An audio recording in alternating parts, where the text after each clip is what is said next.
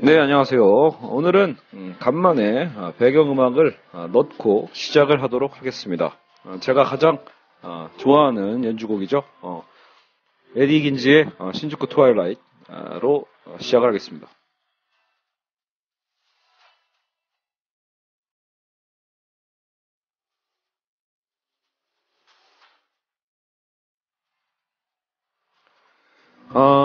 오늘 수업의 내용은 주제는 바로 실존주의의 창시자, 실존주의 철학의 창시자 키에르케고르입니다. 사실 저에게 있어서 키에르케고르는 굉장히 중요한 철학자이기도 합니다. 제가 여러 가지 그냥 뭐 닥치는 대로 사실은 제가 관심이 가는 대로 책을 읽어가고 있는데, 그래서 저는 이제 체계가 없어요. 한마디로 저의 독서를 보면 모르겠어요. 어떤 무체계 안에서의 체계랄까? 어쨌든 저는 제가 좋아서 막 그냥 닥치는 대로 읽는데, 그 읽는 거 안에서 나중에 돌이켜 보면 나름의 또 질서가 있더라고요. 이제 그런 게 되게 신기한 게 있는데, 키에르케고르는 그래서 항상 이런 거죠. 항상 그 떠날 수가 없는 어떤 제 모든 그 삶의 어떤 이 딱 그 중심이 되면서 사실 또 그렇다고 책을 또 아주 많이 읽은 것도 아니에요. 왜냐면 그 키에르케고르 책이 어려운 데다가 읽어도 나중에는 이게 무슨 의미일까 이런 생각을 또 들여서 다시 읽어야 되거든요. 그래서 사실은 아직도 뭐 제대로 그 제가 지금 제 의욕만 생각하면 정말로 시간을 쫙 잡고 쫙 풀어서 읽어보고 싶은데도 불구하고 계속 욕심이 생기니까, 그죠? 그래서 키에르케고르를 좋아하다가도 나중에 이제 또 레비나스로 갔다가 또 레비나스에서도 갑자기 또 다른 데가 꽂히니까 또 다른 데로 또 띄옥 넘어가죠. 예, 최근에 또 알랭바디우를 읽고 있고요. 그러나 언제나 또 다시 제가 돌아가야 될 바로 이제 귀착지가 키에르케고르이기도 합니다. 그냥 그런 거죠. 와닿는 거. 제가 그 한때 사실 지금도 늘 고민을 하지만 왜 사는가? 혹은 어떤 그 삶의 걸 권태라고 하죠. 어떤 삶의 의미 자체에 대한 그 무의미성, 이런 것들에 대해서 이제 굉장히 힘들었던 적이 있어요. 고민을 좀 많이 했는데, 그런 와중에 이 키에르케고르를 알게 됐고, 그리고 오히려 큰 위안을 얻어요. 키에르케고르의 또 주저 중에 죽음에 이르는 병이 있는데, 이 죽음에 이르는 병이 절망이란 말이에요. 그러니까 이 절망에 빠지는 게 어떻게 보면 나중에 이제 여러분 우리 실존의 3단계를 공부하시겠지만 도약을 위한, 나의 어떤 존재적인 도약을 위한 사실은 필수적 과정이기도 합니다. 그러니까 모든 인간은 사실은 절망에 빠져야만 하는 거죠. 그래서 이런 오히려 절망의 상태에 있는 거를 불안해하고 두려워하는 게 아니라 어떻게 보면 나의 삶 가운데서 받아들일 수 있는 어떤 그런 힘, 용기에 대한 것들을 얻을 수 있었습니다. 그래서 여하간 키에르케고르는 어떻게 보면 제가 이 시나피올로 이 팟캐스트를 이제 진행하면서 사실은 가장 먼저 했어야 될 철학자일 수도 있는데, 사실 제 안에서도 이거 어떻게 설명해야 될까? 1시간 정도의 분량이나마 내가 떠벌릴 수 있을 정도의 그 정도의 지식이나 되나? 라는 어떤 제 스스로의 어떤 한계점들이 분명히 있었기 때문에 하기 힘들었어요. 하지만 오늘 굉장히 제가 좋은 텍스트를 하나 구해서 읽은 바람에, 어제 읽었죠. 그 덕분에 이렇게 급히 녹음을 하게 됐습니다. 굉장히 반가운 거죠. 사실은 제가 직접 뭐 키에르케고르 저서를 뭐 다 읽고 정리하면 얼마나 좋겠냐마는, 그러면 제가 키에르케고르 전공자가 되겠죠. 그러니까 그렇게 되면 또 너무나 잘 정리한 책이 나온 건지, 제 도서관에 간만에 갔는데 도서관에 이 책이 있길래 혹시나 해서 기대 안 하고 봤는데 아주 정리가 잘 돼 있습니다. 너무나 쉽게. 그래서 이 책을 오늘 바탕으로 해서, 또 제가 그동안 또 읽었던 키에르케고르도 있기 때문에 그래서 이해가 더 잘 된 걸 수도 있지만, 여하튼 그걸 바탕으로 한번 우리 키에르케고르와 함께 어떤 사유를 했는지 같이 한번 그 실존주의에 대한 여행을 한번 떠나보도록 하겠습니다.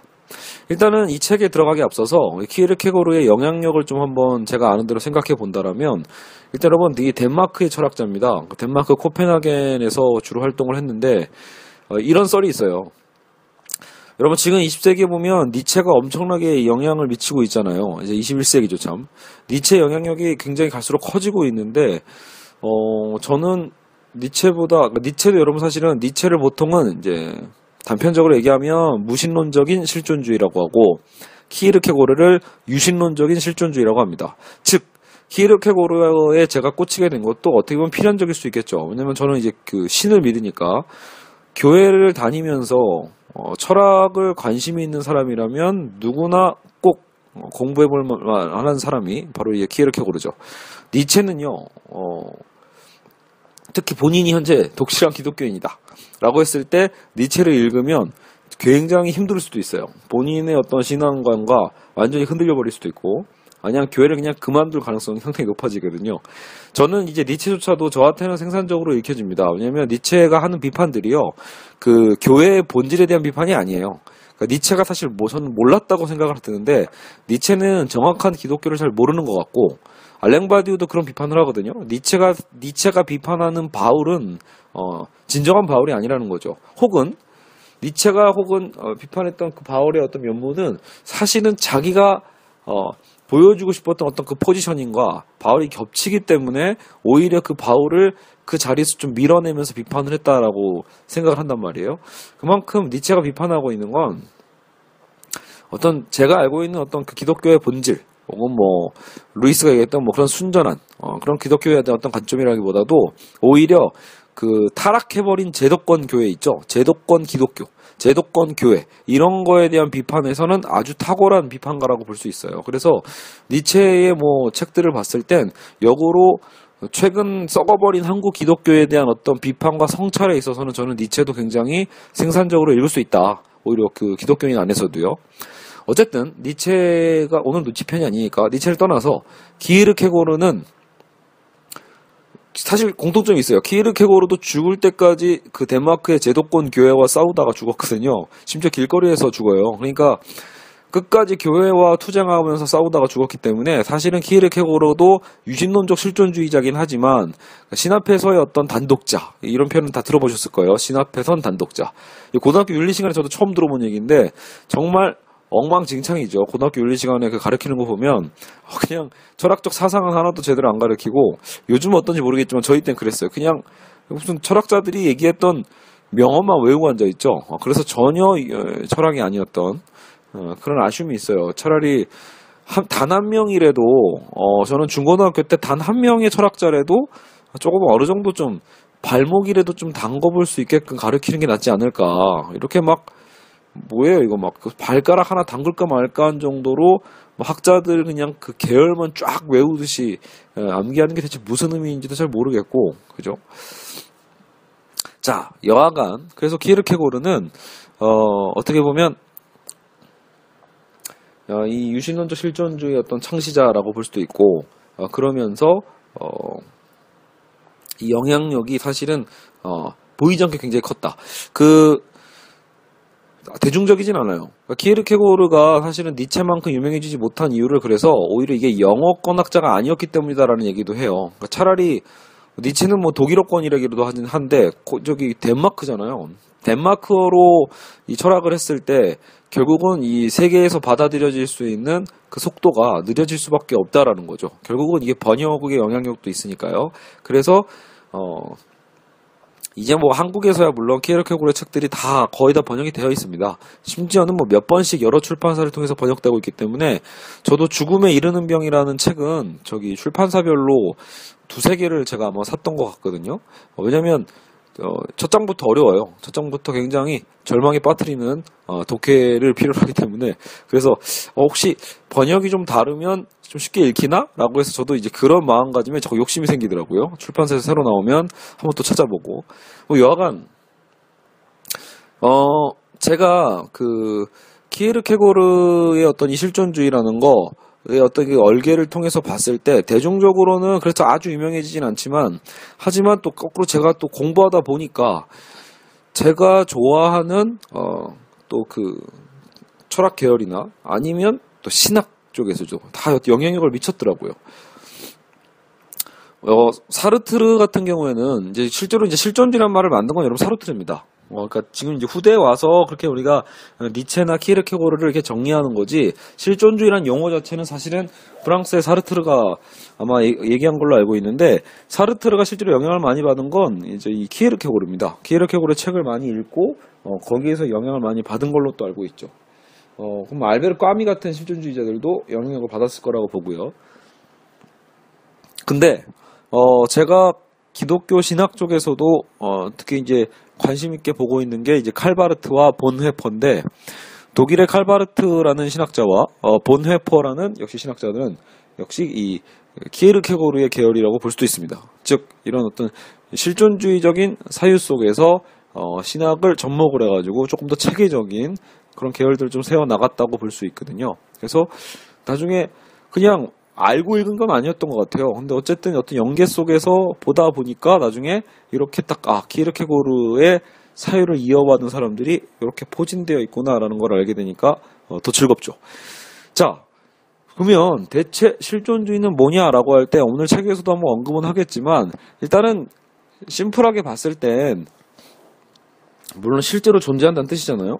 지금 여기에. 그러니까 보통 우리는 사람이 존재한다라고 할 때 기본적으로 언어를 통해서 우리가 보통 얘기하기 때문에 되게 추상적이거나 혹은 보편적으로 우리는 사유하는 경향이 있습니다. 그러다 보니까 지금 구체적인 나, 그러니까 인간은 이래야 해, 인간은 어떻게 살아야 하는가, 인간은 왜 사는가, 여러분 이런 얘기들은 결국은 뭐예요? 보편적 인간이잖아요. 보편론이에요, 말 그대로. 모두에게 해당되는 뭐 이런 거에 대한 보편론이지만, 실존주의는 뭐냐면 오직 나예요. 그러니까 이기주의를 얘기하는 게 아닙니다. 그냥 우리는 그런 어떤 흐리멍텅한 이런 그 군집체에서 벗어나서 지금 나가 어떠냐라는 거예요. 지금 나의 삶, 지금 이 현실에서의 나의 개별성, 여기에서 우리가 사유를 하는 거죠. 보편적으로 사유하는 게 아니라 지금 나의 자리에서 사유하는 것, 어떻게 보면 나의 자리에서 사유하고 실천하는 것, 이런 것들이 어떻게 보면 실존주의 하나의 어떤 그 중요한 이미지라고 보시면 됩니다. 왜냐하면 키에르케고르가 특히 비판한 게 해겔 철학이거든요. 보통 우리가 해겔 철학이라고 하면 막 거대 정신, 절대 정신, 그러니까 막 인류의 역사 자체를 막 거대 정신으로 본단 말이에요. 어떤 신의 정신처럼. 그러니까 너무 보편적이잖아요. 너무 큰 어떤 이런 거시적인 관점이 아니라 오히려 지금 당장의 나의 어떤 삶 속에서 이제 바라보는 거죠. 그래서 여기서 어떻게 보면 뭐 니체도 그 영향을 주는 거지만, 그래서 어떤 삶의 철학, 생철학이라고도 연결이 되는 걸로 알고 있습니다. 자, 여하간 제가 오늘 참고해야 될 바로 그 책은 뭐냐라고 할 때 필로소픽 출판사에서 나온 건데요. 저자가 오히려 중요하겠죠. 그래서 도널드 파머라는 사람입니다. 도널드 파머라는 마린대학 철학과 명예교수, 노스캐롤라이나 주립대학교 철학과 객원 조교수로 재직 중이라고 되어 있는데, 네, 정말 편하게 아주 잘 정리했습니다. 그래서 저는 정말 강추하고 싶네요. 키르케고르는 여러분 개론서도 사실 좀 여러 개 있는데, 제가 보기에는 가장 심플하게 짧게 아주 한 2-3시간이면 다 정리될 수 있게끔 잘 해놨습니다. 그래서 이 책을 바탕으로 한번 시작을 해보도록 하겠습니다. 그래서 저도 몰랐던 이제 키에르케고르의 어쨌든 사생활, 이런 것들도 조금 더 자세하게 나와 있거든요. 자, 그래서 오늘 이 수업은 아마도 한 편 안에 끝낼 것 같지는 않고요. 제가 벌써 이제 서론을 하느라고 벌써 15분 잡아먹었으니까 2편 정도로 나눠지지 않을까 싶네요. 자, 어쨌든 쉐렌 키르케고르 이렇게 하죠. 키르케고르 이렇게 발음하는데, 발음은 저도 잘 몰라요. 그냥 우리나라에서 이렇게 표기를 한다는 거죠. 키르케고르라고 하는 데도 있고 키에르케고르라고 하는 데도 있죠. 1813년부터 1855년까지 살았습니다. 1813년생이에요. 참고로 여러분, 칼 막스가 1818년생입니다. 그런 의미에서 좀 같이 연관해서 볼 수도 있겠죠. 42년이라는 짧은 생활, 굉장히 빨리 죽었어요. 42년이라는 삶을 살았고, 저서는 한 25권 정도가 있었어요. 자, 키르케고르는 대부분이 이해 책들은 어떻게 보면 다 자기 아버지와 자기 예전에 헤어졌던 여자친구예요. 약혼까지 했다가 파혼했던 올겐이라는, 올겐 맞나? 어쨌든 자기 파혼했던 여성에 대한 딱 그 두 사람에 대한 내용이 거의 대부분이라고 볼 수 있습니다. 즉, 그 사람 얘기만 직접적으로 했다는 얘기가 아니라 그들의 영향 하에서 관련된 어떤 철학을 했다고 볼 수도 있다라는 거죠. 자, 근데 이제 이 아버지와의 영향력이 중요해서 아버지였던 미카엘 키르케고르, 우리가 지금 보고 있는 키르케고르는 쉐렌 키르케고르라면 쉐렌이라고도 발음하는 것 같던데, 어쨌든 쉐렌 키르케고르가 아니라 미카엘 키르케고르. 이 사람은 찢어지게 가난한 어린 시절로 보냈다가 이런 어렸을 때 그런 경험이 있대요. 너무 가난하다 보니까 신을 향해서 저주를 막 했다라는 거예요. 어느 날 황무지 가운데서 신을 향해 주먹을 쳐들고서 신에게 마구 저주했던 게 있는데, 원래 여러분 그 당시에 이 루터파 경건주의라고 해서 굉장히 삶에 있어서 어떤 이 경건성을 강조했던 그런 이제 그 어떤 이 개신교의 어떤 일개 어떤 그 계파가 있는데, 어떻게 보면 그렇게 엄격한 교파 안에서 봤을 때는 이런 건 되게 불경죄가 된단 말이에요. 함부로라도 신을 입에 담으면서 막 비판하는 건 굉장히 죄로 지칭될 수 있겠죠. 어쨌든 근데 그런 행동을 본인이 어렸을 때 했던 경험이 있는 거예요. 이 아버지가요. 그래서 그 후에 결국은 이 미카엘 키르케고르는 코펜하겐으로 상경해서 그때 이제 사업을 해가지고 엄청난 돈을 벌게 됩니다. 엄청나게 성공을 한 거죠. 자수성가를 한 거예요. 심지어 여기서 이런 재밌는 표현이 나와요. 어렸을 때의 쉐렌의 집에서는, 쉐렌 키르케고르 집에서 저녁 식사에는 덴마크의 왕이 동서갈 정도로 그만큼 처음 이제 부자였다고 해요. 어렸을 때는요. 키르케고르는 결국은 1813년에 이제 7남매의 막내로 태어납니다. 7남매. 근데 이 7남매라고 할 때 결국은 쉐렌의 엄마가 결국은 이 미카엘, 자기 아버지의 사실은 하녀였어요. 그러니까 아버지의 첫 번째 부인의 그 마지막을 돌봤던 하녀이기도 했다. 다시 하면 배다른 동생이겠죠. 7남매의 막내지만 배다른 동생이었던 셈이에요. 그러니까 이 7남매 중에서는 배다른 아들이 되기도 하고요. 그러니까 부인이 병석에서 보낸 마지막 몇 달간 어떻게 보면 그 키르케고르의 아버지와 하녀였던 그의 어머니 사이의 부적절한 성관계를 통해서 쉐렌이 태어났다라는 것을 우리는 짐작해 볼 수 있죠. 그러니까 여기서 굳이 이 얘기를 이 책에서 왜 했냐면 이 죄에 대한 인식이에요. 그러니까 이 미카엘 키르케고르 그 아버지는 결국은 이게 결국 바람핀 거잖아요. 어떻게 보면요. 특히 자기 아내를 보살폈던 하녀와 관계를 맺어서 자녀를 낳은 거니까. 그러니까 이 죄에 대한 죄의식과 또 어린 시절에 아까 그 들판에서 신을 저주했던 그 경험이 계속 괴롭혔던 것 같아요. 그래서 신을 못 얻겠다는 그 생각에 병적으로 시달려 왔다라는 것도 이 아버지의 어떤 특성이거든요. 그래서 종교적 회개에 광적으로 집착하는 사람이었다라는 거예요. 그러니까 쉐렌이 이런 아버지 밑에서 자랐다라고 생각하시면 돼요.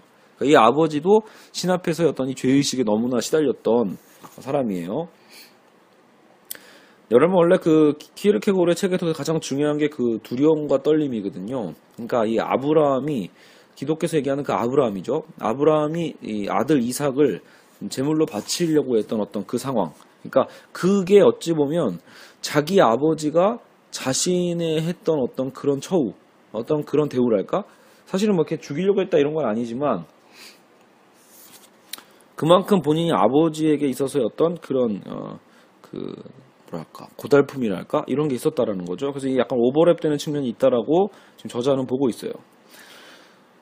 그래서 키르케고르가 평생 아브라함과 이삭의 이야기에 사로잡혔던 것은 결코 우연이 아니지 않을까 이렇게 분석을 하는 거죠. 이 이야기는 성인이 된 키르케고르 행동에도 적지 않은 영향을 미쳤다라고 본 거예요. 그래서 어찌 보면 자기의 평범함은 종교적 재단에서 희생되었다고 키르케고르 자신은 그렇게 믿었고, 그래서 자신은 특별하고 종교적 어떤 사명을 완수하기 위해서는 오히려 이런 결혼이나 자녀를 갖는 일반적인 삶, 정상적인 삶은 할 수 없다라고 본인이 스스로 선을 그었다라고 볼 수 있습니다. 그래서 나중에 이제 자신의 그 약혼녀, 자기가 그렇게 사랑했던 약혼녀와도 헤어지게 되는 게 되겠죠. 어쨌든 키르케고르의 아버지는 광적으로 종교에 집착을 했기 때문에 이제 어쨌든 굉장히 엄격하게 자기 아들을 키웠겠죠. 또 다행히도 이제 7남매의 막내지만 또 그 천재성이 있었다는 거를 알아봤기 때문에 대신 공부는 열심히 시켰대요. 독학으로 공부해서 박학다식했던 그런 자기 아버지 미카엘은 이제 교육을 직접 담당했다라는 거죠. 나중에 재밌는 사례가 나오는데 어차피 여러분 1등 하는 것보다 왜 3등 하는 게 더 어렵잖아요. 생각해보면 1등은 무조건 열심히 하면 되니까. 그러니까 실제로 이제 키에르케고르, 쉐렌 키에르케고르 아버지는, 힘드네. 쉐렌은 그러니까 미카엘이 어떤 걸 요구했다? 쉐렌한테 넌 3등 해와라. 이런 것들을 실제로 요구했다라고 했더라고요. 그것도 진지하게. 네, 그래서 굉장히 엄격하게 키우고, 눈치를 또 볼 수 있게 한 거죠. 3등 성적표를 받아오려면, 결국 그 반의 그 상위권 학생들의 어느 정도의 실력과 심지어는 심리까지도 파악을 해야 되니까요. 자, 여하튼, 쉐렌의 아버지는 말을 탄 나폴레옹이나 사과를 겨누는 윌리엄 텔 등 유명한 사건이나 인물을 묘사한 컬러로 된 그린카드를 보여주곤 했다. 이런 표현이 나오네요. 그래서 아마도 이 안에서 이제 예수님에 대한 카드도 있었을 거고, 이제 그런 예수님에 대한 얘기들도 이제 키에르케고르에게 많이 해줬다. 이런 영향을 얘기해줬어요. 이거 됐고요. 참, 이 키에르케고르 일가에 그래서 이런 문제가 있어요. 그 성경에도 이런 구절이 있는데, 아버지의 악행을 자손까지 보응하리라 라고 하는데, 그 아버지의 악행이 자손까지 간다라는 거죠. 그래서 거기서 오히려 자손에게 이제 피해를 끼치게 되는데, 키에르케고르 일가가 실제로 이런 성경의 구절을 자신들의 가문에 맞게 어떻게 보면 비관적으로 해석했다라고 보더라고요. 왜냐하면 미카엘 키에르케고르가 자기가 지었던 그 원죄가 있었죠. 그 어렸을 때 그 죄, 그런 죄의 대가로 7 자녀가 자기 아버지보다 먼저 세상을 떠나리라고 생각해 왔다라는 거예요. 실제로 비관적으로. 정말로 나중에 보면 막내인 쉐렌과 그 형인 페테르만만 남게 되고 5명은 다 죽었습니다. 그리고 1838년에 그때 이제 82의 나이로 쉐렌의 아버지 미카엘도 돌아가거든요. 그러니까 미카엘이 이제 죽을 때 오히려 키에르케고르는 되게 놀랐대요. 자기도 아버지보다 먼저 죽을 거라고 이미 생각했다라는 거예요.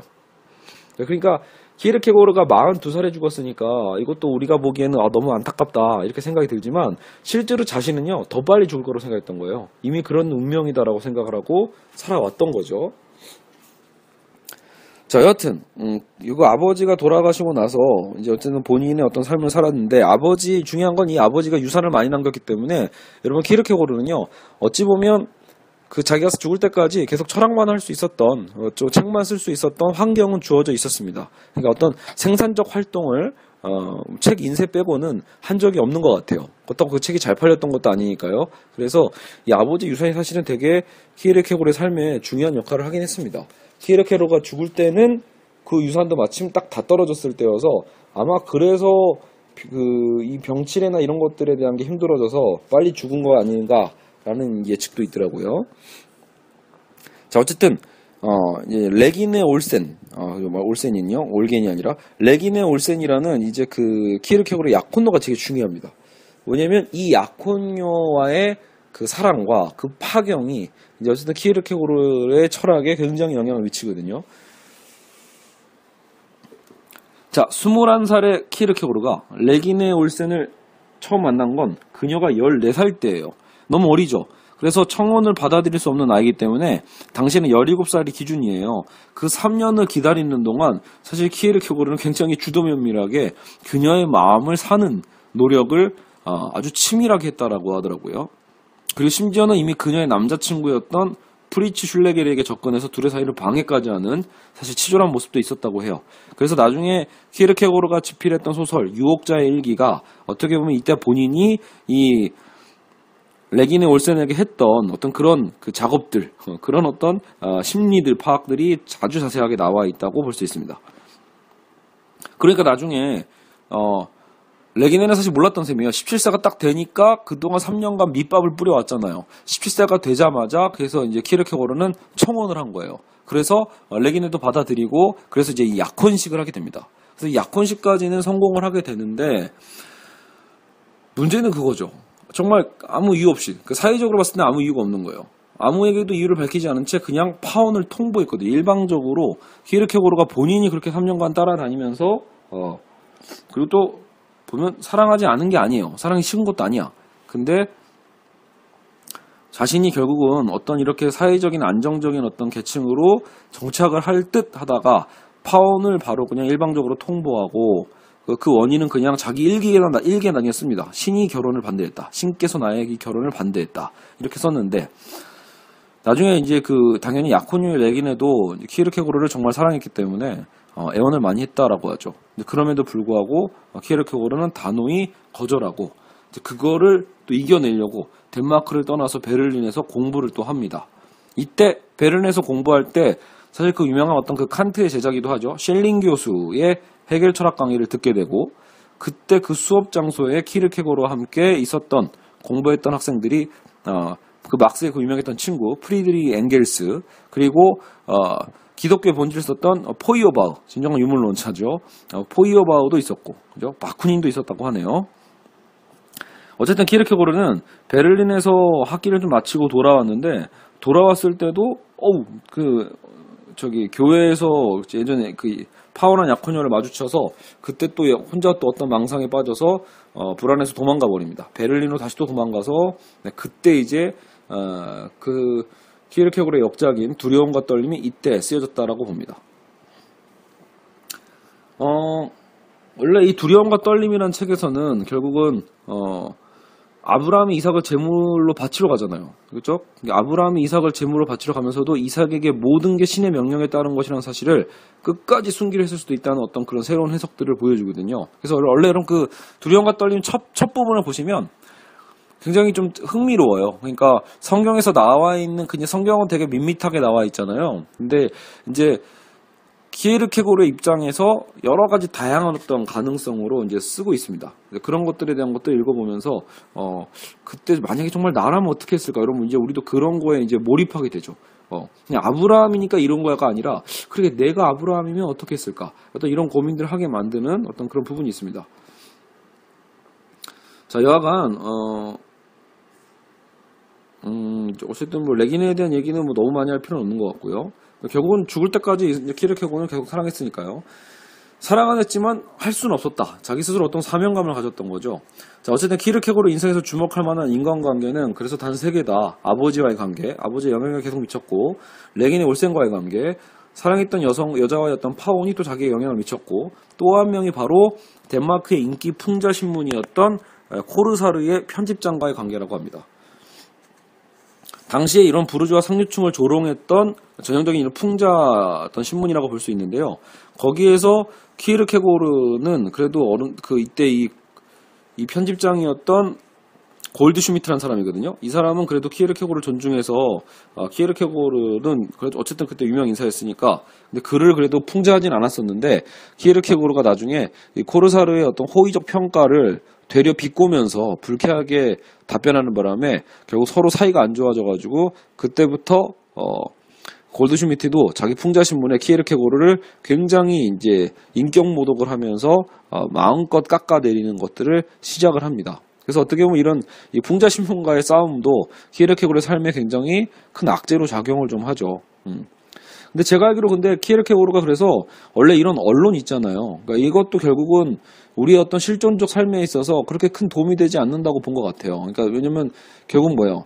여론을 형성하잖아요. 여론이라는 건 결국은 우리의 개인의 실존적 판단보다는 말 그대로 그냥 보편적 판단에 대한 것, 어떤 흐름과 쏠림 현상에 우리를 밀어버리잖아요. 그러니까 그런 면에서 사실은 원래 언론에 대한 비판적인 성향에 있어서도 키에르케고르는 키에르케고르의 어떤 실존적 철학은 사실 굉장히 쓸모가 있습니다.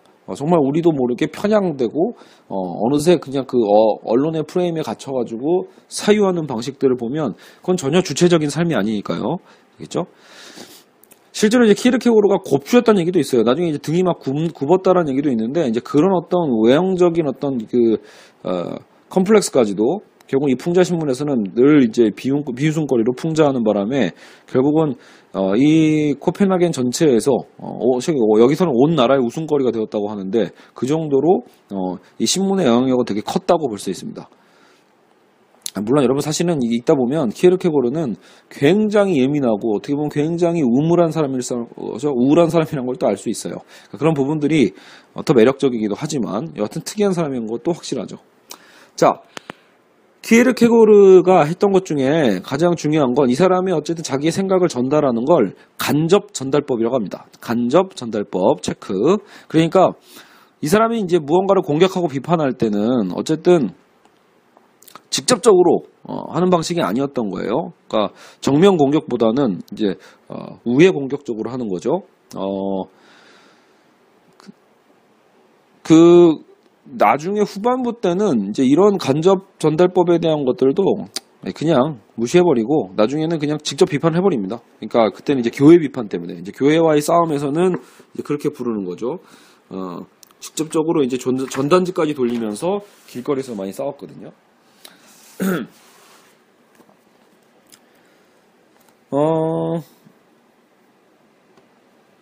여기 이런 말도 써 있어요. 예전에 그 키에르케고르가 교회와 싸울 때 나눠줬던 전단지에 이런 내용이 써 있다고 해요.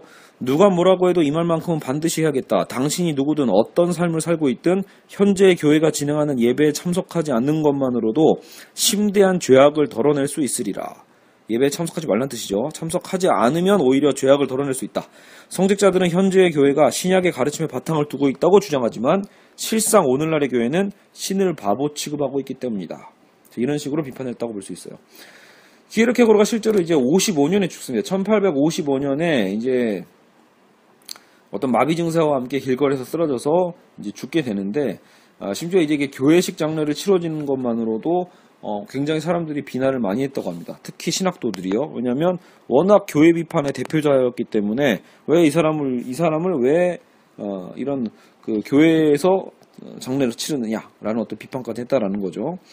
어쨌든 1814년에 태어났다가 1855년에 결국은 11월 11일에 사망했네요. 독특해요. 1814년 5월 5일에 태어났고요. 55년 11월 11일에 사망을 했네요. 우리나라로 치면 어린이날에 태어났다가 빼빼로데이에 죽은 건데 외우긴 쉽네요. 자, 어쨌든 자기는 비석에다가도 그냥 단독자라고 딱 간단하게 새겨달라고 했는데 사실 그 새겨지는 것도 자기 뜻대로 안 됐다고 합니다.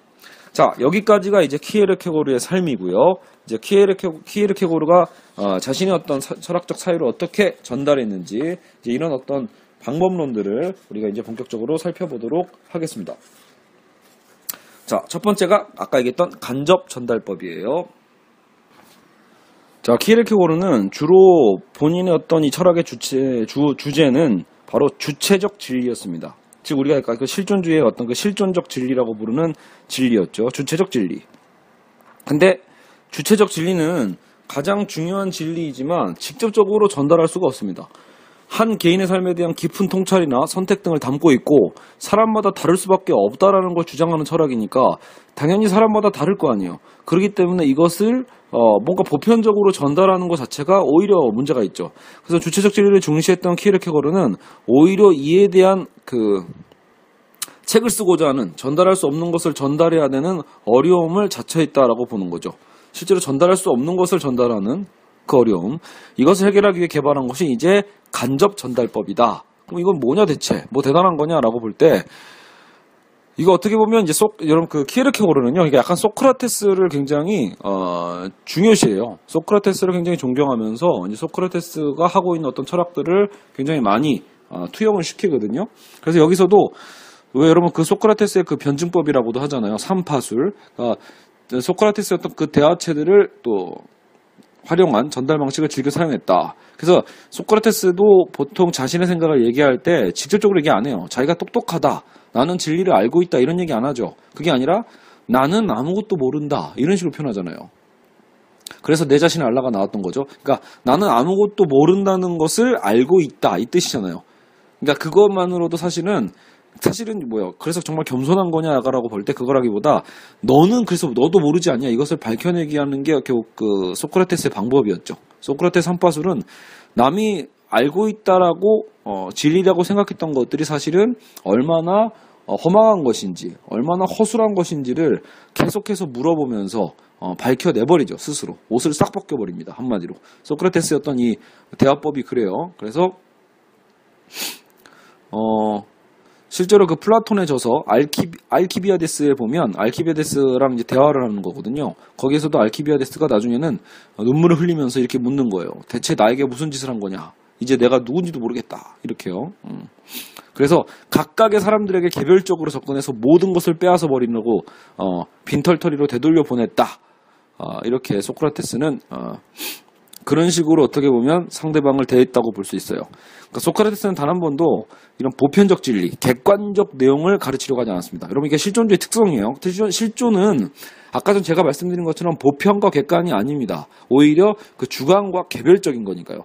그보다는 자신을 낮추고 계속해서 질문을 던져서 상대가 스스로에 대한 깨달음을 얻도록 이끌어가는 이런 삼파술. 이게 이제 소크라테스의 방법인데 키에르케고르도 바로 이런 어떤 역설적인 방법들을 활용했다라고 보는 거예요. 그래서 키에르케고르도 반어법의 달인으로. 그리고 여기서도 소개로 한 번 더 나오는 게 이 반어법의 달인으로 그러면 소크라테스와 키에르케고르 외에도 바로 이 성경에 예수님이 있다고 얘기하고 있습니다. 예수님도 이 반어법의 달인이라는 거예요. 대표적인 게 마태복음 13장이죠. 그 씨 뿌리는 농부의 비유, 빵 속의 누룩, 밭에 감춰진 보화 이런 거 있죠. 여기 되게 재미있거든요. 이런 표현이 나와요. 천국은 어떤 것입니까? 라고 제자가 물으니까 예수님이 천국은 작물과도 같지. 여기 이제 여러분이 이제 각색한 거예요. 그러면 에이 장난하지 말고요. 빵과 같달까? 아니 진짜 어떤데요? 감춰진 보화? 아 정말 어떤 것이냐고요. 물고기는 어때? 에이 됐어요. 라고 하는 어떤 이 만화가 하나 캐리커처가 그려져 있거든요. 보고 한참 웃었는데 그러니까 예수님도 여러분 그 성경 보시면 직접적으로 얘기하는 게 거의 없죠. 다 비유입니다. 돌려 얘기하는 거예요. 간접적이죠. 간접 전달법을 아주 잘 전달했던 게 잘 사용했던 게 바로 예수님이죠. 알겠죠? 천국은 겨자씨 하나가 같다. 죽은 자들이 그들의 죽은 자들을 장사하게 하라. 낙타는 바늘기로 들어가는 것이 부자가 천국에 들어가는 것보다 쉽다. 이런 것들이죠. 자, 어쨌든 키에르케고르에 따르면 예수님도 역시 의도적으로 균형을 깨는 의사소통법을 활용했다고 보고 있습니다. 인간과 진리 사이를 가로막고 있는 인간의 자만심과 안일한 태도를 무너뜨리기 위한 거라는 거죠. 이러한 방식은 예수의 목적을 달성하는데 필수적이다. 가르침은 객관적인 지식 형태로는 전달될 수가 없고 말씀을 듣는 자가 그에 담긴 교훈을 경청하고 그 교훈에 담긴 역설적인 힘으로 자기 자신을 되돌아봐야 된다는 거예요. 그랬을 때만 얻을 수 있다라는 거죠. 단순히 이런 객관적 지식은 아니라는 거예요. 여러분 그래서 그 재밌는 게 여러분 키에르케고르 책을 읽으실 때 우리나라 물론 번역될 때야 당연히 키에르케고르로 여러분 저자가 나오지만 원래 당시에 키에르케고르가 책을 썼을 때는요 본인 이름으로 책을 쓰지 않았습니다. 이것도 간접 전달법이죠. 그러니까 다양한 인격으로 역할놀이를 또 해보는 거예요. 한 저자가 자기의 하나의 관점에서 책을 쓴 게 아니라 자기를 여러 개의 인격처럼 나눈 다음에 그 여러 개의 이름 속에서 그 사람의 관점으로 썼다라는 어떤 전략을 쓴 거거든요. 독특하죠. 그래서 키에르케고르의 원래 이 필명이 많아요. 은둔자 빅토르, 침묵의 요하네스. 예. 물론 여러분 실제로 이렇게 마리아 침묵의 이런 말은 아니겠지만 변함없는 콘스탄틴 이제 수식어가 붙었던 셈이에요. 사다리로 오르는 요하네스, 안티클리마쿠스, 잘 적는 니클라우스, 재밌는 편집자, 뭐 이런 것들 이름들이 되게 많아요. 근데 그게 단순히 이름만 여러분 제가 말씀드린 것처럼 이름만 다른 게 아니라 성격도 달랐다라는 거예요. 역할놀이를 그렇게 많이 했다라는 거예요. 나중에 여러분 죽을 때 돼서야 이제 본인의 책에다가 그게 자기가 동일인물이라고 밝히지만 사실 사람들은 이미 다 알고 있었다고는 해요.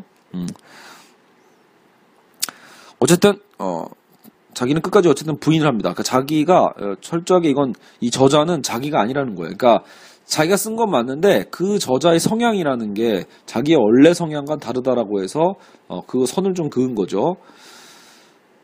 자, 하지만 그렇게 본인이 얘기해도 결국 보편적으로는 다 키에르케고르의 철학이 흘러가고 있으니까 어쨌든 그런 완벽한 어떤 그런 그 의도는 통용된 건 아니라고 볼 수 있어요. 자, 그의 가명저서는 독자들에게 객관적 지식이나 개념을 전혀 전달하지 않습니다. 어쨌든. 그래서 여러분 키에르케고르의 책이 제가 아까 처음에 말씀드린 것처럼 이 책이 난해한 이유 중에 하나가 뭐냐면 뭔가 보편적이고 개념적인 얘기를 하려고 하지 않아요. 개념적으로 하는 전달은 굉장히 느릿느릿하게 움직이는 거예요. 그냥 몇 단어 안 나와요. 그러니까 개념보다도 그 모든 구체적 정황들을 다 풀어가면서 얘기하려다 보니까 책이 두꺼워지고 오히려 더 설명도 어려워지는 측면이 좀 있어요. 그래서 이 책이 전하는 내용이라는 게 지식이라기보단 반지식에 가깝다. 키에르케고르의 주장대로 지식은 추상적이지만 실존은 어때요? 구체적이니까요. 지식은 추상적이지만 실존은 구체적이다. 추상이 어쨌든 여러분 가장 극치가 수학이잖아요. 어떻게 보면. 자, 어쨌든 근데 그 반대 삶이라는 건 구체적이니까. 그래서 장폴 사르트르는 이렇게 얘기했습니다. 키에르케고르는 지식에서 언어를 훔쳐내 지식에서 대항한다. 지식에서 언어를 훔쳐내서 지식에 대항한다라고 봤죠. 자, 그래서 또 사르트르는 이런 얘기를 해요. 키에르케고르를 보면서 객관적 개념을 획기적으로 사용하여 언어의 자기 파괴가 필연적으로 언어 사용자의 가면을 벗겨내도록 만든다라고도 합니다.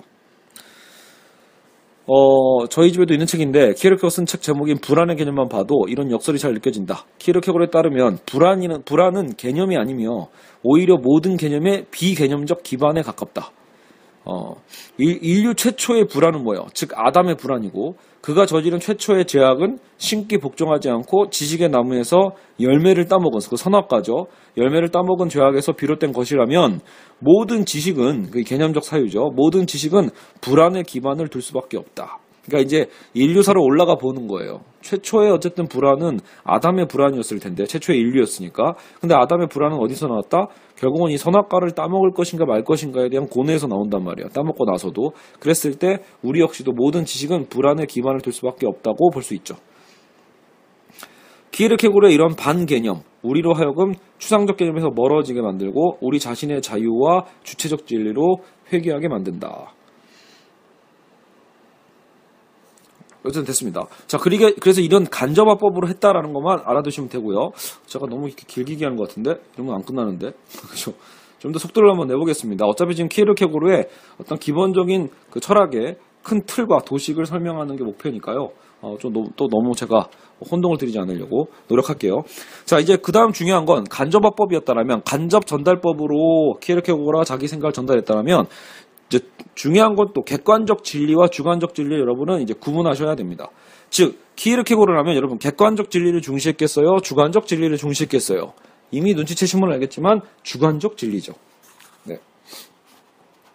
자, 철학적 단편에 대한 결론으로서의 비학문적 후서라는 책이 있는데 거기에서 이제 요하네스 클리마쿠스라는 가명으로 객관적 사고와 주관적 사고의 차이를 명확히 구분해주고 있어요. 그래서 객관적 사고라는 건 보편적 사고입니다. 보편적 지식인 거죠. 자, 예를 들어 여기서 이제 얘가 나왔는데 이 책은 녹색이다라는 문장은 객관적 사고의 결과다라는 거예요.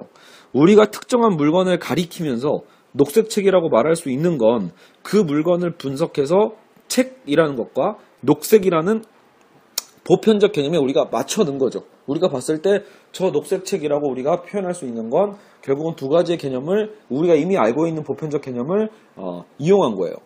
플라톤의 철학에 따라 생각해 보자면 우리는 책에 대해서 사유함으로써 그 책을 구체적 물질 세계에서 일반적 관념의 세계로 상승시킨다. 이런 식으로 표현할 수 있거든요. 구체적인 물질 세계에서 일반적 관념의 세계로 이데아의 세계죠. 상승시키게 된다. 책의 구체성은 사유될 수가 없는 거예요. 정작. 그냥 우리는 개념적으로 저 녹색 책이라고 할 때는 그 책의 구체성은 사유되지 못합니다. 사유라는 건 언제나 추상화를 통해서 구체성을 일반화하는 게 보통 우리는 사유라고 부르거든요. 그래서 이게 지금 보통 우리가 얘기하는 객관적 진리였던 방향성이죠. 키에르케고르는 그래서 어떻게 보면 개념화할 수 있는 것만이 사유의 대상이 될 수 있다면 실존은 사유의 대상이 될 수 없다라고 단호하게 선을 긋습니다. 즉 실존은 개념화될 수 있는 게 아니니까요. 그렇죠? 그래서 실존은 절대로 추상화될 수 없는 구체적인 것이기 때문에 개념화될 수 없다. 그래서 실존은 가능한 모든 분석을 마친 후에도 남아있는 어떤 무리수와 같은 거다. 이렇게 비유를 하고 있거든요. 가능한 모든 분석을 다 마친 후에도 남아있는 무리수. 처음부터 거기에 존재하는 분석 불가능한 잔재. 알겠죠? 나머지는 다 분석할 수 있거든요. 이게 추상적이니까. 그냥 추상적이지 않은 정말로 실존하는 그 무엇. 네. 그렇죠? 그래서 개념으로서의 실존은 역설이다. 우리는 다름 아닌 우리 자신의 실존의 문제에 맞닥뜨렸을 때 이러한 역설을 특히 강렬하게 느낀다. 여러분 생각해보면 실존이란 말도 결국 우리가 이렇게 설명하고 있는 과정도 실존의 개념을 자꾸 우리가 얘기하려고 하는 거잖아요. 그러니까 이거 자체가 직접 전달이 어려워서 키에르케고르는 간접 전달로 우회해서 얘기를 하고 있는 거죠. 역설적으로 자꾸 표현하고 있는 거예요. 자, 그래서 여러분 우리가 자신에 대해 말할 수 있는 거 보통 우리가 소개하려면 뭘 소개해요? 내 이름. 여러분 이름도 뭐예요? 알고 보면 완전 구체적인 게 아니죠. 이름은 그냥 보편적 그냥 기호란 말이에요. 그냥 나를 그렇게 호명할 뿐이니까. 이름, 고향, 조상, 직업, 사는 곳, 감정, 취미. 여러분 보통 우리 나를 소개하라고 하면 이런 것들 통해서 우리를 소개하잖아요. 근데 그럼에도 불구하고 이렇게 다 모든 걸 말해도 여전히 남아있는 것이 있는데 그게 바로 나의 실존이다라는 거예요. 나의 실존은 사유가 될 수 없다. 실존은 녹색 책의 경우와도 달라서 그냥 여기 있다고 단순히 가리킬 수도 없다. 어렵죠. 어려워요. 그래서 나의 실존은 존재해야 하며 하루하루 살아내야 한다. 제가 정말 좋아하는 표현입니다. 여러분, 인생은 살아내는 거죠. 살아가는 느낌이 아니라 살아내는 느낌이에요. 나는 생각한다, 고로 존재한다라는 데카르트의 주장이 있긴 하지만 존재와 사유는 엄연히 다르다. 존재는 사유가 아닌 행위입니다. 그러나 물론 실존이라는 행위에는 사유가 필요해요. 그러니까 키에르케고도 아무 생각 없이 행동하라고 얘기하는 건 아니니까요. 근데 실존의 문제에 대한 답안으로 키에르케고르는 행위와 필연적으로 연결되는 이 사유의 형태를 결국은 주관적 사유라고 부르는 거예요. 그러니까 객관적 사유가 아니라 키에르케고르는 주관적 사유를 필요로 했다. 주관적인 사유. 어쨌든 나의 실존적인 어떤 사유 속에서 어떤 그것이 행동, 삶을 살아내는 행위로 연결되는 거죠. 객관적 진리라는 건 아까도 말씀드렸지만 결국은 대상을 강조한다고 보시면 돼요. 객관적 진리는 항상 어떤 우리가 지칭하는 대상, 개념의 대상이 있습니다. 그죠? 옳고 그름을 따질 수 있는 과학과 수학, 역사적 지식을 생각해 보시면 여러분 아시겠죠? 근데 여기서 이런 표현도 의미가 있어요. 객관적 진리는 그래서 심지어는요, 객관적 진리가 사실이 아니었다고 밝혀진다고 해도 우리의 인생이 크게 달라지지 않는다라는 거예요. 신기하죠? 이 말 생각해보면 한 번도 생각 안 해봤는데, 하긴 여러분 만약에 지구가 알고 보니 돌지 않아 라고 여러분 다시 밝혀진다고 하더라도요, 그죠? 그래도 여러분이 지금 오늘 현실을 살고 있는 거에 변화가 있나요? 엄밀하게 보면 없죠. 물론 그거 관련된 과학 기술이나 이런 것들이 영향을 미치겠지만 그냥 지금 저처럼 평범하게 살아가는 사람한테는 지구가 사실 돌지 않아도 상관없어요. 그냥 그것이 그 객관적 진리가 나에게는 영향을 미치지 않죠. 자, 주관적 진리를 보죠. 주관적 진리는 뭐냐라고 할 때 결국 주관적 진리는 그것이 어떠함이 아니라 어떤 대상이 어떠하다 이게 객관적 진리라면, 대상은 어떠해 이게 진리라면, 주관적 진리는 방법을 강조하는 거예요. 대상보다는 방법을. 주관적 진실이야말로 우리 안에 늘 존재하는 규정하기 어려운 그 무리수, 아까 끝까지 남아있는 필연적으로 연관되어 있고, 그런 의미에서 그래서 이는 실존적 진리다. 이러한 진리에서 중요한 건 객관적 사실이 아닌 가치, 나아가 가치의 태도다. 그래서 키에르케고르는 객관적 사실을 근거로 한 도덕적 주장은 없다라는 거예요. 객관적 사실을 근거로 한 도덕적 주장은 존재하지 않는다라고 해서 여기 저자는 아마도 이게 18세기에 데이비드 휴메의 영향이 아닐까라고 보는 거예요. 데이비드 휴메는 약간 회의주의적인 성향이 있었잖아요. 여기서 되게 그래서 어떻게 보면 참 어려운 표현이 나와요. 그러니까 좀 납득하기 힘든. 아기를 고문하면 아기가 고통스러워한다는 건 증명할 수 있지만, 그쵸, 고통스러운 건 사실이니까요. 근데 아기를 고문하는 것이 도덕적으로 옳지 않다는 걸 증명할 방법은 또 없다. 그러니까 그죠, 그게 어렵다는 거죠. 객관적 사실을 근거로 한 도덕적 주장은 없다라는 거예요. 그러니까 객관적 사실에서 나오는 게 아니라 사실은 뭐예요? 그래서 주관적 진리를 중시해야 된다고 보는 걸 거예요. 자, 어쨌든 모든 결단은 그래서 여러분 주체성의 산물입니다. 결정은 주체성 안에서만 존재하며 객관성을 추구하는 건 오히려 잘못이다라고 표현하는 거예요. 우리는 신이 사랑이라는 믿음을 가질 수도 있고, 불필요한 고통을 가하는 건 옳지 않다거나 아름다움이 결국은 승리한다는 믿음을 가질 수도 있어요. 말뿐이 아닌 진정한 믿음이라면 이는 행동으로 표현되기 마련이겠죠. 그래서 어차피 이 믿음은 행동으로 연결이 됩니다. 이건 기독교에서 얘기하는 사실은 칭의와 성화도 연결되는 부분이에요. 주관적 진리에서는 방법이 강조되다는 키에르케고르의 말은 바로 이런 의미다라고 보는 거죠. 그러니까 어쨌든 진정한 믿음은 이 행함을 가져오게 되니까요. 키에르케고르에 따르면 믿음의 변화는 행동의 변화로 이루어지고 우리를 아예 다른 사람으로 바꿔놓죠. 자아가 행동의 원천이라는 점에서 보면 우리는 곧 우리의 가치인 것이나 마찬가지다. 우리가 결정하고 행동하게 만드는 건 가치이지 사실이 아니라는 거예요. 계속 사실은 객관적 진리고 어떻게 보면 주관적 진리는 가치와 연결이 되어 있는 거죠. 그 자체만으로 행동을 이끌어낼 수는 없고 사실이 가치와 결합했을 때만 행동이 이어지게 된다. 그래서 이게 객관적 진리와 주관적 진리의 이 차이를 여러분은 계속 이렇게 지금 구분해 볼 수 있을 겁니다. 자, 그리고요. 심지어는 이제 이런 거죠. 우리가 가장 기본적이라고 여기는 그런 가치들 있잖아요. 그죠? 그런 기본적으로 여기는 가치조차도 타당성을 증명하는 건 불가능하다. 아까 제가 그 어린아기 그 비유를 드렸잖아요. 그러니까 그거를 증명하는 건 불가능하대요. 우리가 올바른 가치를 선택했다고 확신하는 것 또한 불가능해요. 내가 지금 한 행동이 올바른 가치야라고 확신할 수는 없어요. 확신하는 것도 객관적이니까. 그렇기에 실존에는 늘 위험이 따르기 마련이라는 거예요. 모험인 거예요, 삶이라는 거 어떻게 보면. 나약한 개개인은 그래서 고뇌와 불안 속에서 실존의 핵심을 직접 경험해내는 수밖에 없다. 실존에는 항상 위험이 따릅니다. 주관적 사유에서 가치의 기초가 될 수 있는 건 실존에 대한 직접 경험뿐인 거죠. 주관적 사유자는 자신의 실존을 직접적인 사유의 대상으로 삼을 수 없어요. 왜? 이건 사유의 대상은 그 객관이니까요. 사유의 대상은 경험으로부터 분리되어 추상화되고 개념화되기 때문에 안 된다는 거예요. 그래서 실존에 대한 여러분의 경험이라는 건 늘 현재 진행형이고 미완성입니다. 그래서 긍정적 측면과 부정 측면을 동시에 가지고 있고 키르케고르는 주관적 사유를 어떻게 보면 부정적 사유라고 보았다. 주관적 사유가 존재를 관통하는 공허함에 보통 집중을 하기 때문이에요. 네, 그래서 이런 객관적 진리와 주관적 진리, 객관적 사유와 주관적 사유에 대한 도식을 하나 살펴봤습니다. 자, 그러면 이제 네 번째는 네 번째라는 표현보단 주체적 진리로서의 죽음과 실존에 대한 개념을 또 살펴보죠. 자, 존재를 관통하는 공허함이라는 어떤 구절처럼 실존의 미약함과 모호함이 우리는 드러납니다. 언제든 죽을 가능성이 있다는 거. 여러분, 죽음이야말로 사실은 철학에서도 되게 중요한 포인트잖아요.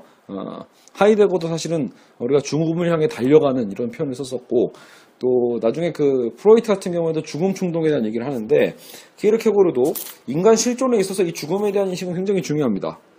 그래서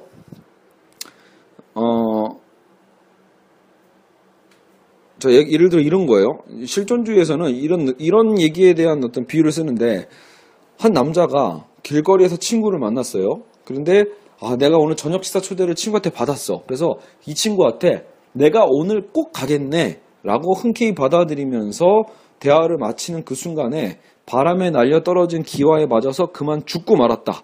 어떤 이런 사례가 있다고 칩시다. 그럼 굉장히 비극적이잖아요. 근데 이제 키르케고르는 웃다가 숨이 넘어가도 모를 만큼 우스운 이야기라고 표현했대요.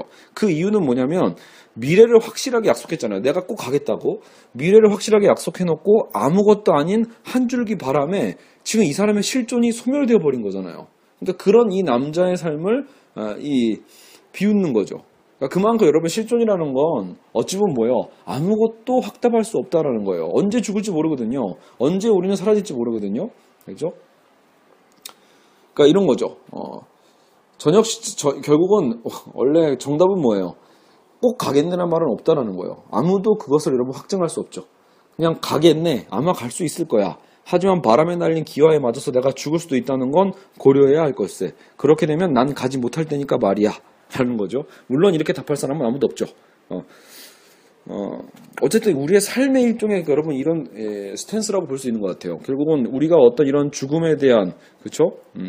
언제든 죽을 수 있다는 그 가능성을 열어두는 삶. 그럼 여러분 사실 우리의 삶의 실존에 더 집중할 수 있게 되죠. 오히려 그 두려움과 불안이 사실 우리 현실에 더 집중할 수 있게도 해줍니다.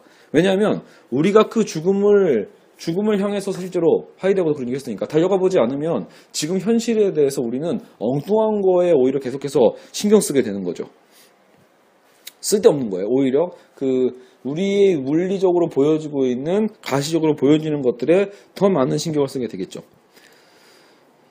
자, 그래서 주체적 진리로서 우리는 마음속 깊이 이런 것들이죠. 나는 조금 있다 죽을지도 모른다라는 존재라는 거, 죽음은 지킬 수 없을 거라는 것을 어느 정도는 우리는 이미 마음속 깊이 깨우치고 난 후에서야 주체적 진리로서 죽음을 우리는 받아들일 수 있고 그에 맞춰서 인생의 우선순위를 정할 수 있다. 이렇게 표현하고 있습니다. 누구나 죽는다는 거죠, 인생이라는 건. 그렇죠?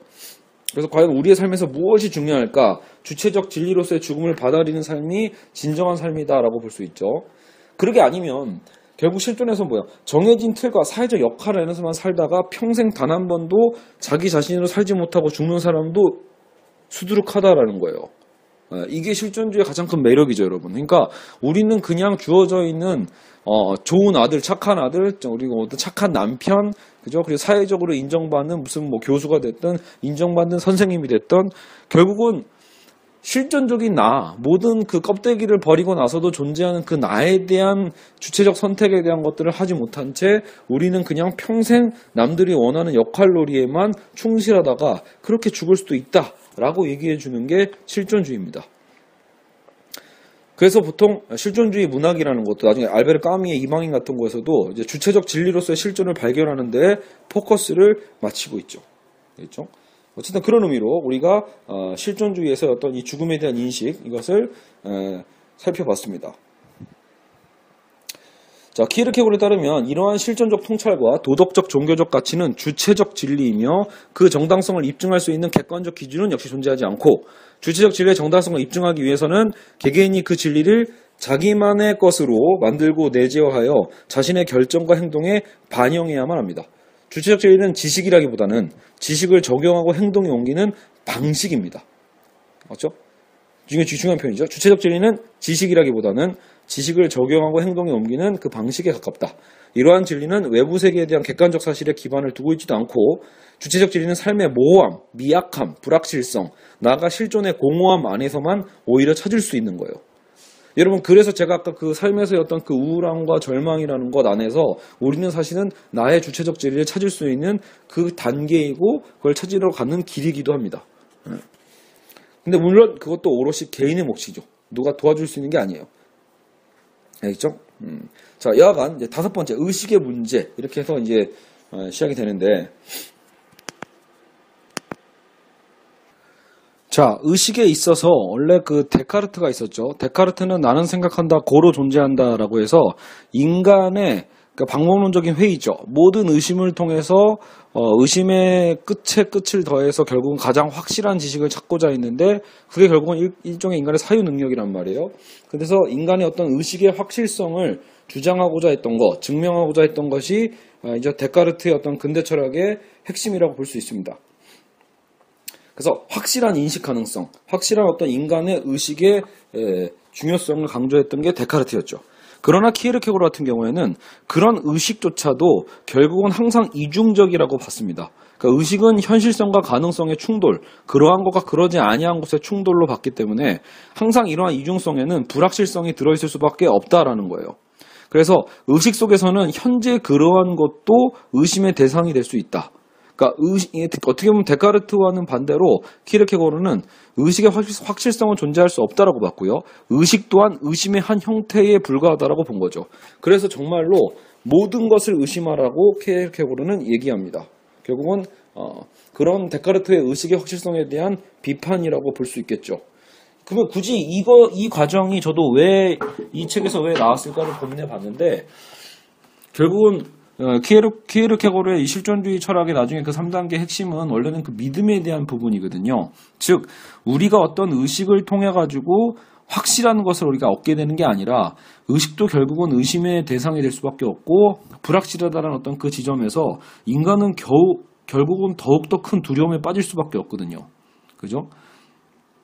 모든 사유가 불확실하다면 이 불확실성은 결국 불안정성과 연관이 있고, 그렇죠? 이 불안정성은 결국은 인간에게 두려움을 준단 말이에요. 이러한 두려움, 내면에 대한 어떤 이 두려움들이 점점 커지겠죠. 사르트르가 다시 여기서 이제 인용이 되는데, 아찔하리만치 많은 가능성을 내포한 비인격적이고 기괴하며 제멋대로인 게 바로 의식이다. 우리의 의식은 의식 자체가 지닌 자발성을 두려워한다. 사르트는 스스로를 속이지 않고 이러한 가능성을 정면으로 들여다보는 순간 우리를 감싸고 있던 사회적 확실성이나 안정성이나 난간이 무너져 내리는 것을 느끼게 될 것이라고 말했습니다. 이러한 점에서 키에르케고르와 사르트르는 자신들이 살았던 코펜하겐과 파리에서 현실에 안주하며 자족적으로 살아가고 있는 부르주아들이 가짜 인생을 살고 있다고 이제 주장했던 거죠. 그리고 사르트르의 구토도 어떻게 보면 그런 삶의 어떤 부조리에 대한 것을 마주하게 될 때 느끼는 그 아찔함일 거거든요. 결국 키에르케고르는 이런 의식을 분석한 끝에 의식의 불확실성에 다다랐잖아요. 그러니까 정작 필요한 건 뭐다? 믿음이라는 거예요. 여기서 꼭 일단은 무조건 종교적 믿음으로 가는 건 아닙니다. 어쨌든 이 믿음이 필요하다. 키에르케고르 주장은 다음과 같죠. 모든 인간의 의식 속에는 부정성이 존재하는데, 아까 좀 의심할 수 있으니까요. 의심은 부정성을 악화시키죠. 오히려 우리가 의심하면 의심할수록 이러한 부정적 성향은 더 악화돼서 불안이 더 커질 수 있는데, 믿음은 이러한 부정성을 없애줍니다. 모든 정신적 활동에는 의심과 믿음이 공존하지만 사유를 지속시키고 세상을 지탱하는 건 결국은 믿음이다. 이 최소한의 믿음이 없으면 우리는 어떠한 것도 정당화할 수 없으니까요. 그죠? 인간은 믿음의 행위를 통해 의식과 외부 세상과의 관계를 유지해 나간다. 예, 그러니까 우리가 결국 객관적 진리라는 것도 어떻게 보면 이 최소한의 믿음을 필요합니다. 믿음을 완전히 잃어버리면 오히려 어떻게 되죠? 그냥 만약에 정말 끝까지 의심해라라고 하면 의심이 극대화되면 여러분 결국 모든 것을 의심하게 되면 결국 일종의 어떤 광기가 될 수 있겠죠. 광기가 등장을 하죠. 망상이 될 수도 있고요. 그래서 객관적 진리는 결국은 확실성이 아닌 믿음에 기반을 둔 진리임을 알 수 있습니다. 자, 그래서 처음에는 어린아이와 같이 아무 의심 없이 순진무구하게 비철학적인 믿음으로 우리는 이제 시작을 하죠. 믿음이라는 건. 그러다가 어느 단계에 다다르면 이러한 순수한 믿음에 이제 의문을 품게 되죠. 우리도 크다 보면 어릴 때 막 산타 할아버지는 살았나? 이러다가도 나중엔 점점 우리는 이제 합리적으로 의심하게 되니까요. 그러면서 우리는 좀 더 철학적으로 생각하게 되는데 의문을 품게 된 후에는 오직 두 가지 가능성만 존재합니다. 첫 번째, 의문을 품지 않는 척하면서 자기 기만에 빠지는 거죠. 사실 의문스러운데 의문스럽지 않은 것처럼 아닌 척하는 자기 기만. 두 번째는 뭐예요? 우리의 의식은 확실성이 아닌 의심과 믿음의 기이한 공존이라는 점. 그죠? 그리고 그런 의미에서 우리의 평소 의식 상태가 생각보다 종교적 상태에 가깝다는 걸 깨닫는 거다라는 거죠. 그러니까 사실 당연히 키에르케고르가 주장하고 싶은 건 이 두 번째겠죠. 자기 기만보다는 그냥 의문을 품지 않, 사실 궁금함에도 한데도 불구하고 자기 이제 커가니까 이제 그냥 나는 궁금하지 않아 라는 어떤 척하는 그런 기만보다 차라리 의외로 우리의 삶 속에서 이런 의심과 믿음의 기이한 공존이 있어 왔다라는 거. 그래서 우리의 삶이라는 게 우리의 또 의식 상태라는 것도 생각보다 이런 종교적인 믿음이 상당히 연관성이 크다라는 걸 우리는 깨닫고 인정하라라는 거죠. 알겠죠? 그래서 그런 의미에서 자, 어쨌든 그래서 일상에서 있어서 우리가 믿고 있는 일상의 평범함 속에서 어쨌든 항상 우리의 광기는 숨어 있고 이러한 광기가 의심을 극복할 수 있는 건 결국은 그러니까 이러한 광기와 우리 어떤 이런 의심의 어떤 불안을 극복할 수 있는 건 결국은 믿음뿐이다. 믿음조차도 어쨌든 뭐 극단적인 형태가 되면 또 광기가 될 수는 있겠지만 키에르케고르는 바로 그 속에 우리를 구원할 수 있는 은총이 있다고 믿었습니다. 그래서 여러분 이 극단적인 믿음, 나중에 이제 믿음의 기사 이쪽 부분이 나오겠지만 그건 좀 이따 한번 살펴보도록 하고요. 자, 이제 제일 중요한 또 부분입니다. 불안과 절망 그리고 이제 실존의 어떤 3단계 이런 개념으로 넘어가게 되는데요. 조금만 더 하죠. 이 불안과 절망에 대한 것까지만 하고 일단은 이 한 단락을 끊도록 하겠습니다. 자, 불안이라는 건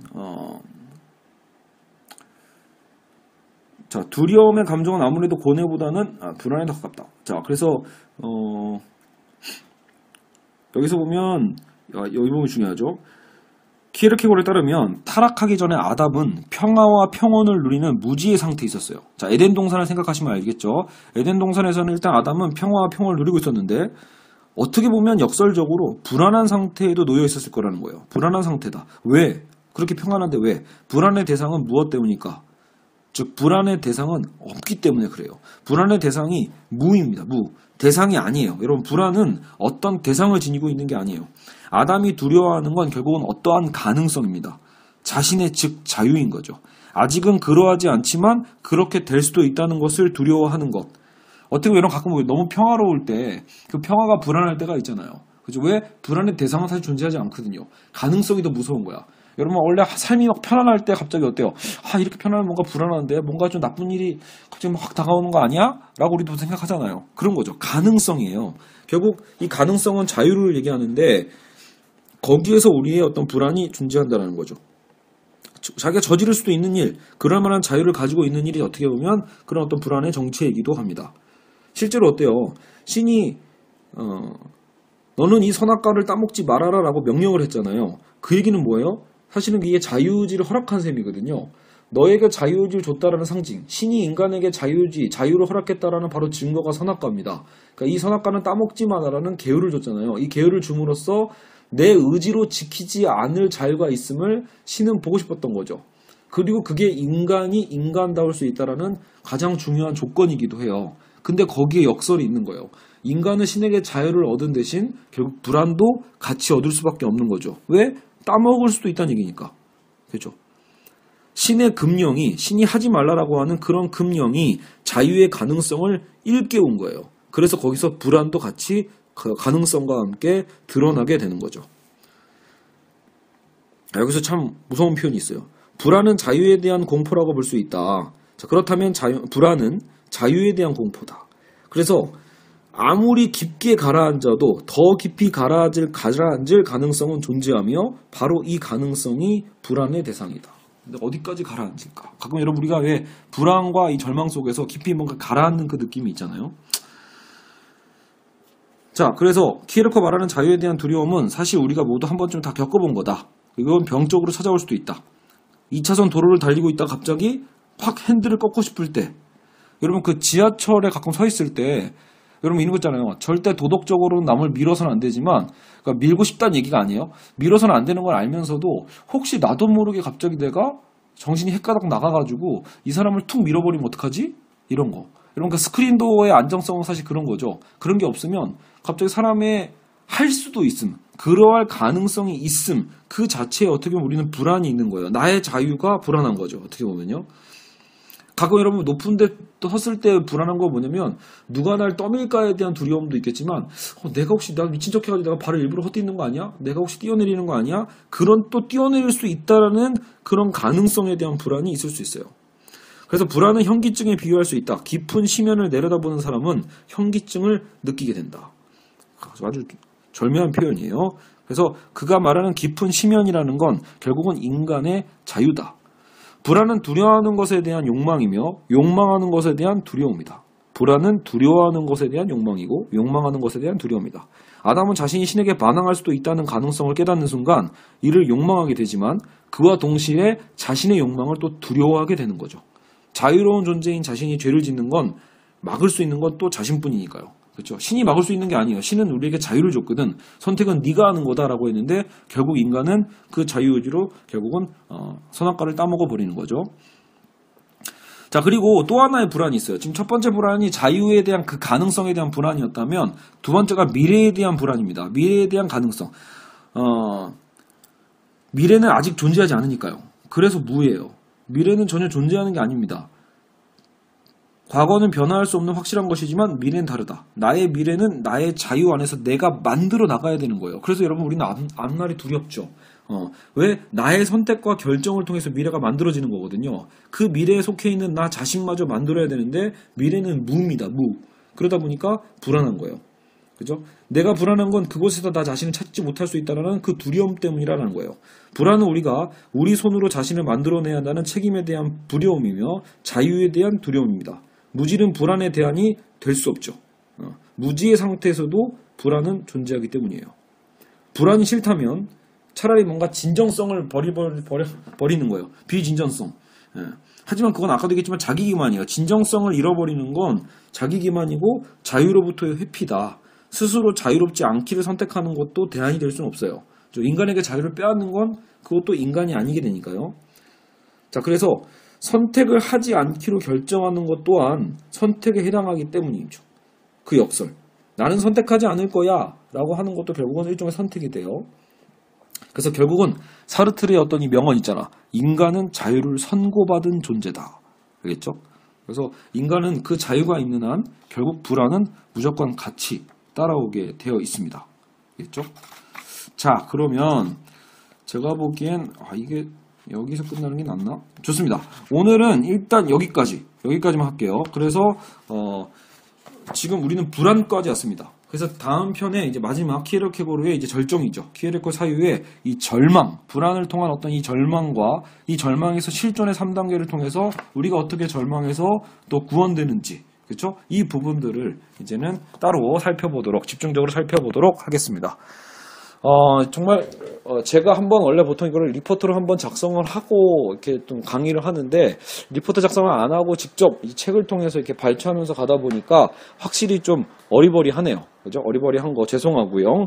여러분 어쨌든 오늘은 여기까지 하고요. 두 번째 편에서 키에르케고르 두 번째 편에서 이제 우리는 절망과 이제 그 유명한 실존의 3단계를 같이 살펴보도록 하겠습니다. 예, 여러분 지금까지 들어주셔서 감사합니다.